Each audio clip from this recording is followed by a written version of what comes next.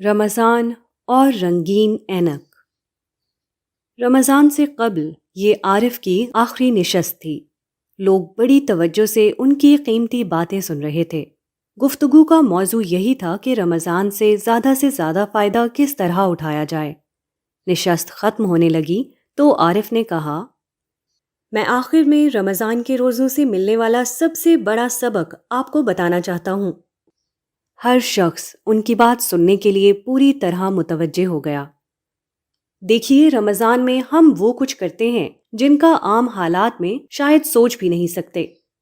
ہمیں وقت پر کھانا نہ ملے تو گھر میں ہنگامہ کر دیتے ہیں۔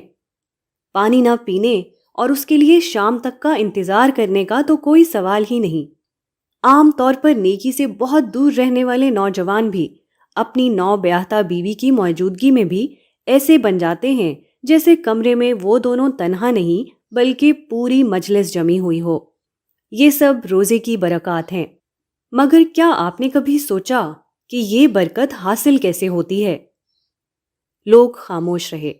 وہ اس بات کا جواب عارف ہی کے منہ سے سننا چاہتے تھے، مگر انہوں نے اپنے سوال کا جواب دینے کے بجائے ایک سوال اور کر دیا۔ شدید دھوپ کے موسم میں آپ لوگ کبھی گہرے رنگ کا چشمہ لگا کر گھر سے نکلے ہیں؟ کئی لوگوں نے بیک وقت بلند آواز سے ہاں کہا۔ اس سے کیا فرق پڑتا ہے؟ عارف نے پھر پوچھا۔ موسم کی شدت کم ہو جاتی ہے، منظر اچھا نظر آنے لگتا ہے، آنکھوں پر دباؤ کم ہو جاتا ہے، دھوپ کا اثر کم محسوس ہوتا ہے، دماغ گرمی کم محسوس کرتا ہے، اس لیے جسمانی نظام کم پسینہ خارج کرتا ہے، ہر چیز اچھی محسوس ہوتی ہے۔ بہت سارے جوابات تھے جو لوگوں نے اپنے اپنے تجربے کے مطابق دیے۔ آپ میں سے ہر شخص نے بالکل ٹھیک کہا۔ عین دوپہر اور سخت گرمی کے وقت بھی جب آپ کے خارج کی دنیا اور جسم کے اندر ہر جگہ گرمی، تپش اور دھوپ کے اثرات چھائے ہوئے ہوتے ہیں، آنکھوں پر لگا ہوا رنگین چشمہ ان اثرات کو بڑی حد تک غیر مؤثر کر دیتا ہے۔ یہی انسانی نفسیات ہے۔